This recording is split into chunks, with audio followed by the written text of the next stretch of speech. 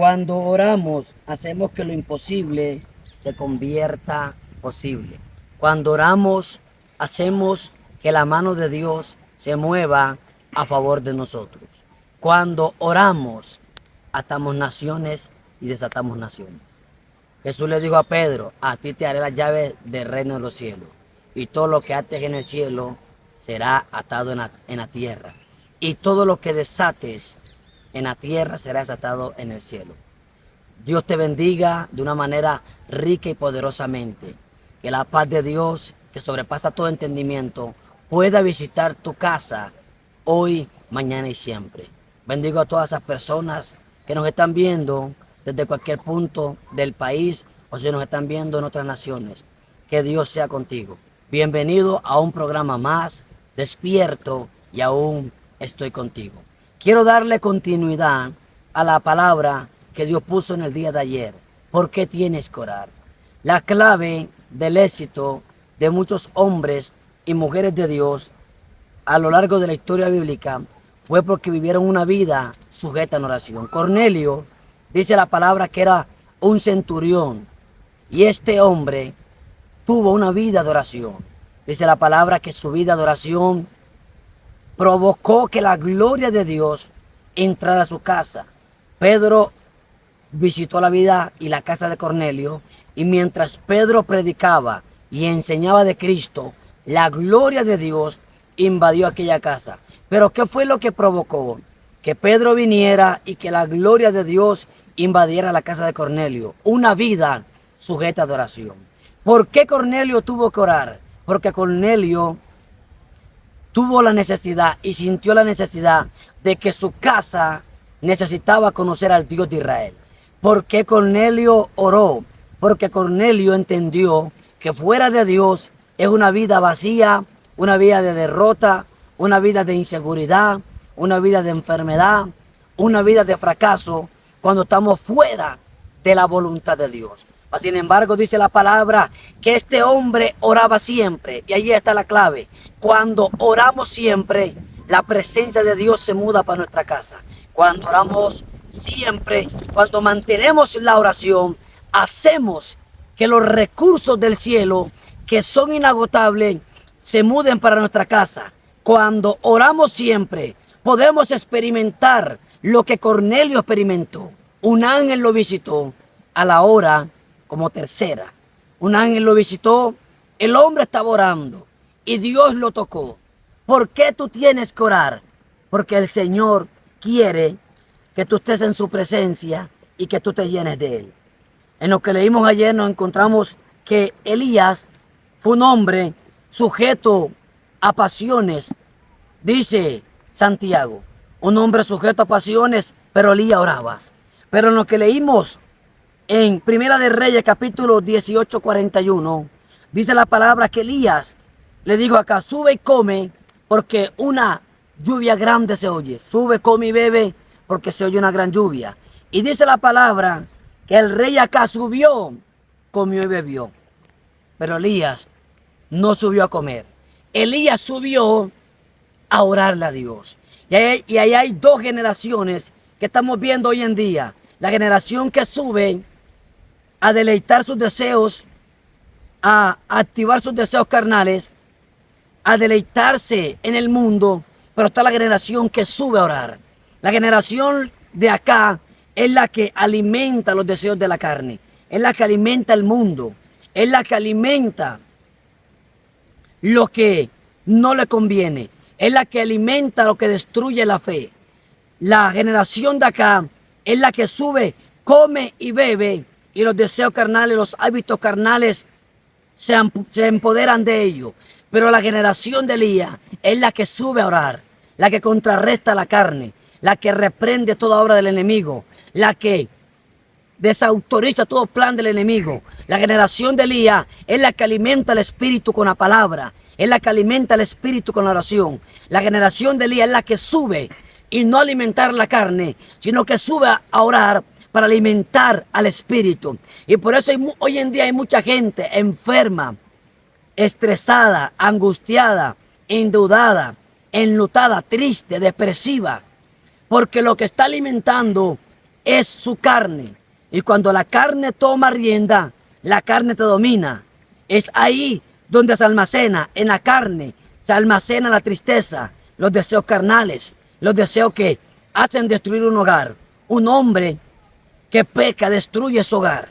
Una mujer que no respeta a su esposo destruye su hogar. Y los hijos son los que viven la consecuencia de la rotura matrimonial. ¿Por qué?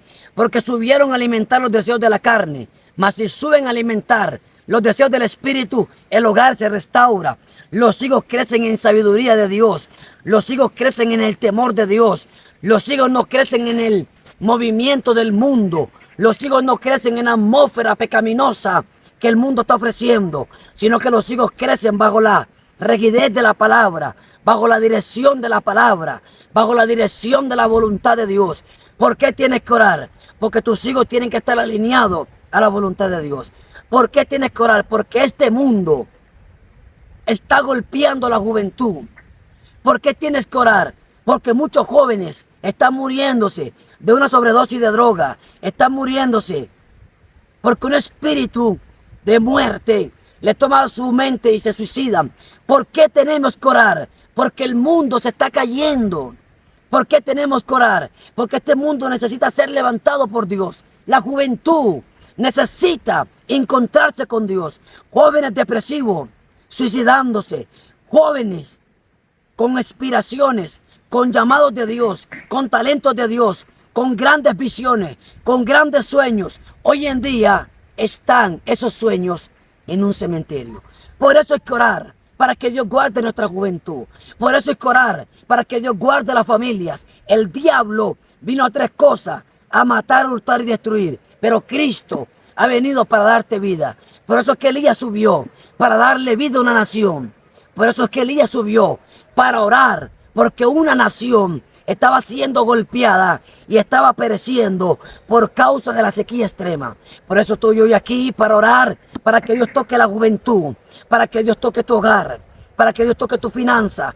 Por eso es que hoy estoy aquí como voz de Dios, para decirte, hay que orar, porque el mundo día a día lo está destruyendo el diablo en las pasiones de la carne, en las pasiones del mundo. La Biblia dice, el mundo y sus deseos pasarán, pero el que hace la voluntad de Dios permanecerá para siempre. Una parte que vi aquí que me llamó la atención fue que Elías subió, se postró en tierra, puso su rostro en las rodillas y oró. Y le dijo al criado, sube y mira hacia el mar. Y subió y dijo, no hay nada. El criado subió y no vio nada. Nota algo, que el que vio fue Elías y no el criado. Porque el que estaba sujeto a la oración era Elías y no el criado. ¿Ves? El criado vino a ver porque la oración de Elías lo alcanzó. El que vio fue Elías y no el criado, porque Elías era el que estaba sujeto a la oración. Cuando tú oras, ves. Cuando tú oras, ves lo que quiere atacar a tus hijos. Cuando tú oras, ves lo que quiere atacar a tu esposo. Cuando tú oras, ves la maquinación del diablo que quiere atacar a tu hogar. Cuando tú oras, tú desautorizas todo plan del enemigo en contra de la empresa que Dios te dio, en contra del ministerio que Dios te dio. El criado no pudo ver la primera vez porque no estaba sujeto a la oración. Hay mucha gente que no está viendo los planes de Dios, no está viendo los diseños de Dios, no está viendo la próxima victoria que Dios le quiere dar porque tiene sus ojos cerrados. ¿Por qué hay que orar? Porque Dios quiere quitarte la venda. ¿Por qué hay que orar? Porque Dios quiere mostrarte lo próximo que va a hacer contigo.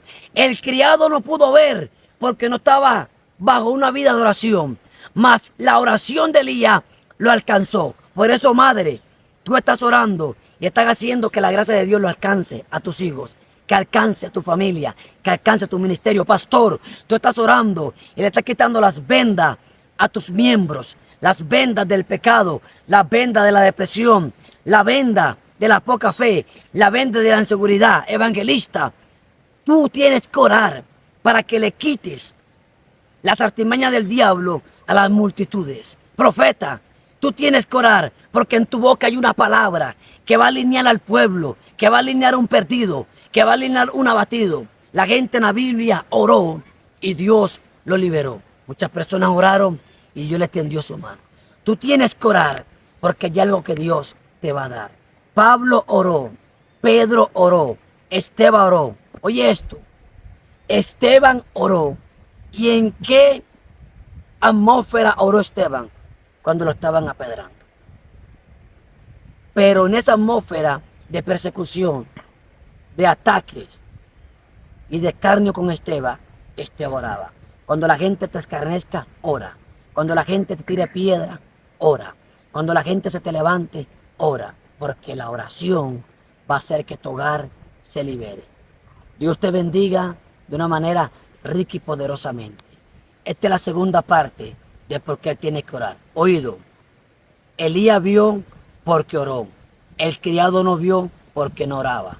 Pero la oración de Elías alcanzó el criado y fue ahí donde pudo ver la pequeña nube como la palma de la mano de un hombre. Cuando tú oras, ves lo pequeño. Pero como ya lo vistes a través de la oración, lo pequeño se hace grande. Te bendigo en el nombre de Jesús. Suscríbete a este canal. Ayúdame a evangelizar a otras personas que necesitan escuchar, que tienen que orar, porque hay una próxima victoria que conquistar. Shalom.